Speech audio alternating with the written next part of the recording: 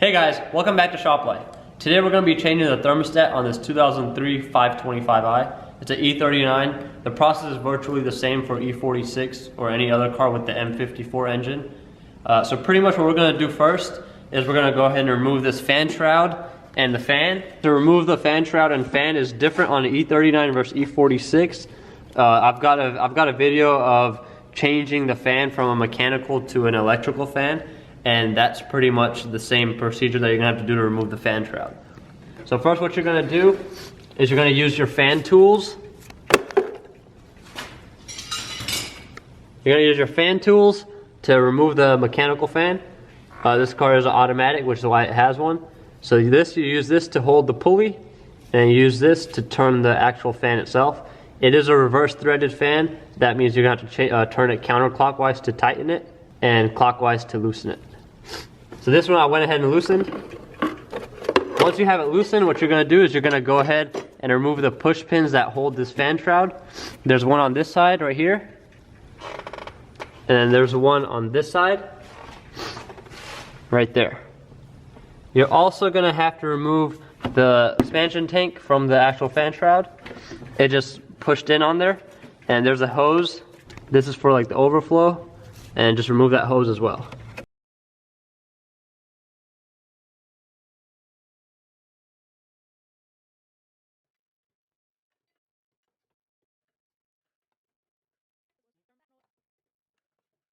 Alright, so once you have all that out, you're going to remove this connector for this like little air filter that senses the quality of the air outside.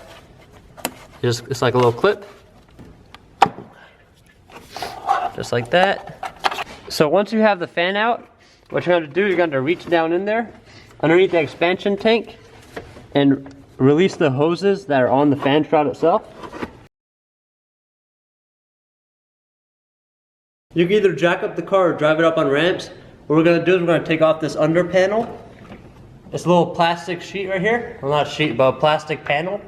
It's held in with Phillips screws. And there's like all around them, you just twist them and they'll pop off.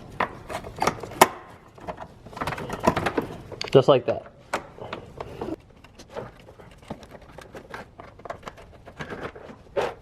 Alright, so once you have the plastic panel off, what you're going to do is you're going to take off this right here, which is held in with a T25 screw up here.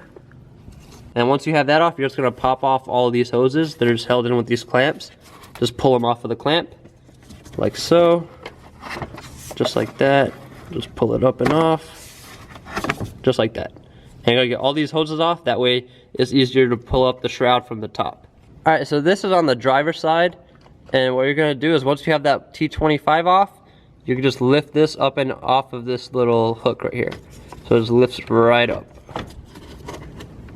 Like that. And then you can go ahead and continue taking off all these hoses. Alright, now you're just going to pull up from the top and just try to wiggle anything out of the way that comes, that gets caught.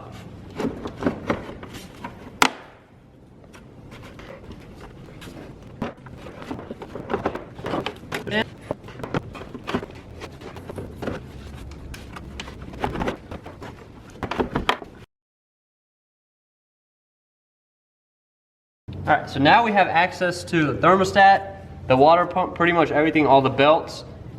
Here's the expansion tank. I just left it on the side.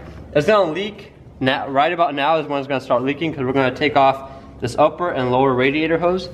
I would honestly recommend if you're doing the thermostat, might as well spend the extra, like I think $300 to $400 and just replace the entire cooling system. Because once one part fails, all the other ones are right behind it. And I mean, I wouldn't mind spending the extra $300 to $400 when you're already doing the work. That way you have another 100 or 80 to 100,000 miles worth of worry-free driving. So like I said, you get whole kits from ECS Tuning, FCP Euro, wherever you shop at, you can get a whole kit for the whole cooling system. Pretty much what that will include is this upper and lower radiator hose. It'll include the thermostat, a water pump, possibly that pulley as well, an expansion tank, and most likely even this hose right here, which this hose you can even get at a local auto parts store. So pretty much that should take care of that. If you really want to be more comprehensive, you can go ahead and get the hoses that go behind here, well underneath the intake manifold, as well as the heater hoses. So back to what we're doing today, the thermostat, which is this section right here. You can get the BMW thermostat, or you can even get the aftermarket ones. They're actually usually like the Duralast and the Waller and all those. They're OEM ones.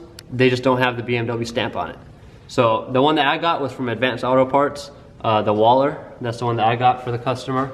That's what they wanted. It was like, I think $55 or $60, something like that, which is practically what the price online is anyways. So what we're gonna do is make sure you have a drain pan on the bottom. That way it'll catch all the coolant. Also make sure that you do have BMW coolant and distilled water. Don't just use like the green stuff, because that's not what's made for this car. So yeah, let's go ahead and get a drain pan, put it down there, that way we don't make a mess. All right, so now we're gonna go ahead and remove the upper and lower radiator hose. Pretty much what you do is you gotta release this metal clip. Just like that. Once you have the metal clip, then you just pull it off.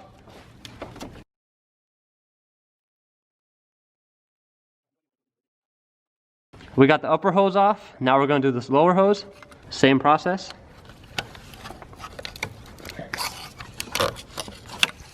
Alright, so if you want, I would recommend go ahead and put the expansion tank, the hoses and everything, just put it underneath the car.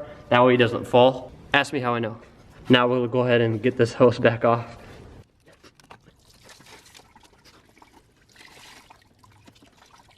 It usually isn't good to get the coolant all over the belts, but I mean in this case it's pretty much going to happen regardless. What you could do is you could use some kind of just napkin and just water and just clean it. Try not to use any brake cleaner or anything like that. Just use just water. That's going to be their best bet. So now that we have that off, what we're going to do next is we're going to go and take off this connector. You just push that clip in and lift up. Now you can see all the bolts that are holding the thermostat in. There's one up here. There's one right here. There's one underneath. And there's one more underneath right here. So there's a total of 4 bolts. One bolt is going to be a 13, and the other 3 bolts are going to be 10mm bolts. So let's go ahead and take those off. And now what you're going to do, you're just going to twist it like that. Twist it counterclockwise. And then clockwise. What that will do is that will break the seal, and then you can get it out from underneath this ridge right here. What you can also do is you can just take off this nut right here, which is at 11, and then you can just pull this whole thing straight out. So there's the old thermostat. So what you're going to want to do is you want to clean up the mating surface for the thermostat. Alright, so once you have it clean, now you're going to slide it in. Then you just twist it, get it to line up.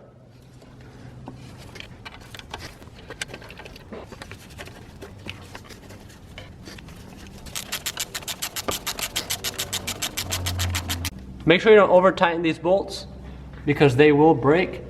And if they do break, what you can do is just take the thermostat back out and then just use a little plier and twist them out with the plier. So that's going to be your best bet. And these bolts you can actually find at a hardware store. Just take the old one with you and just buy a replacement because they are not pressure related. Alright, so once you have it all tightened back up, what you're going to do is you're going to go ahead and put the connector back on. There we go. Now you're going to go ahead and put the hoses back on.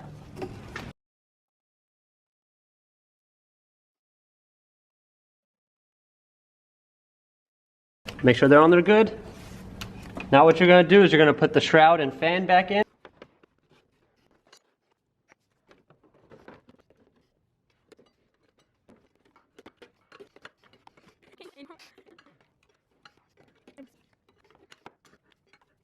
Alright, so once you have the shroud and the fan put back together, go ahead and put your clips in for the shroud.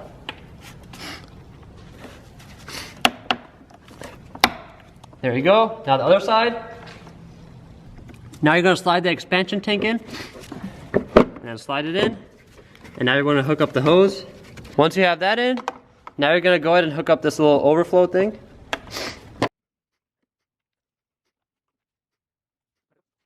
Alright, so once you have that hooked up, now you're going to hook up the connector for the level sensor that's at the bottom of the expansion tank.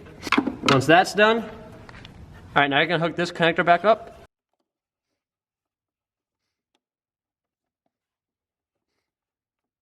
There we go. And now we're going to go underneath and we're going to hook the hoses back up to the shroud. Alright, so now we're going to go ahead and put this back on the hook.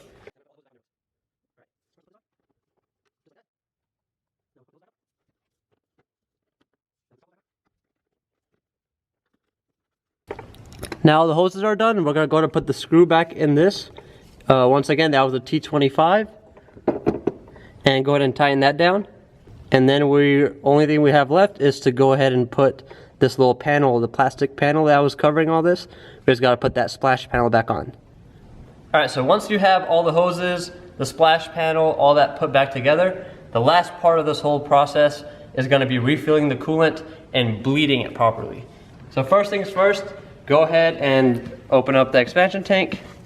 Next, what you're gonna do is you're gonna open up this bleeder valve. On here, there's one right here. There's also one right here. You're gonna open up both. If you're doing any cooling system work, I would highly recommend buying a couple of extra, just in case if you do strip these, because they do strip very easily. What I try to do is get a very big flathead screwdriver. And go ahead and take them off all of the way. There's that one. And there's that one. All right, so what you're gonna do now is what you wanna do, you wanna achieve a 50-50 solution of the coolant and the water.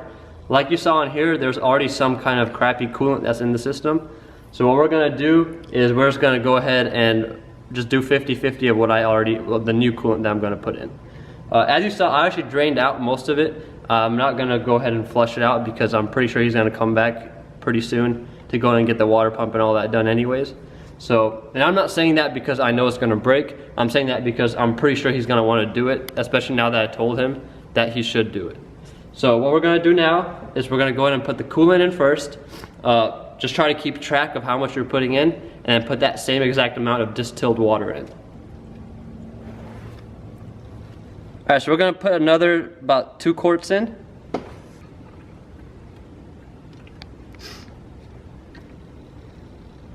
That's about 2 quarts right there. Make sure that you use distilled water. And if you want to help the whole process, what you could do is just squeeze the lower radiator hose. And when you squeeze it, it'll help get the air out.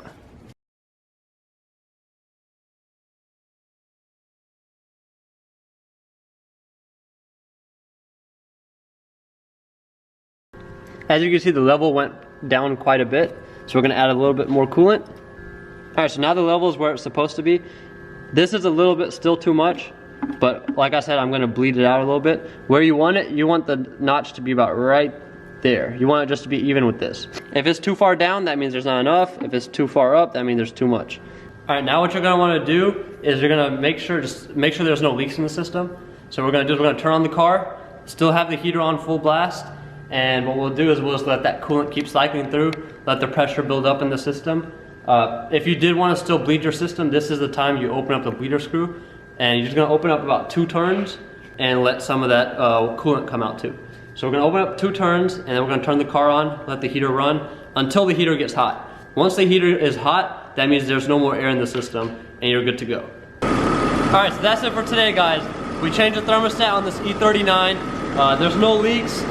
You're gonna see a little bit of smoke coming out once you're done with the process. That's just all the stuff that you spilled burning off.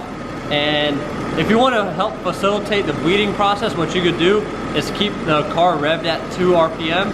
So when you're at 2,000, basically what's gonna happen is gonna increase the flow from the water pump.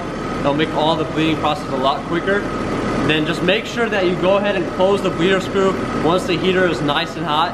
Make sure you close the bleeder screws and then turn off the car. That way no more air gets into the system.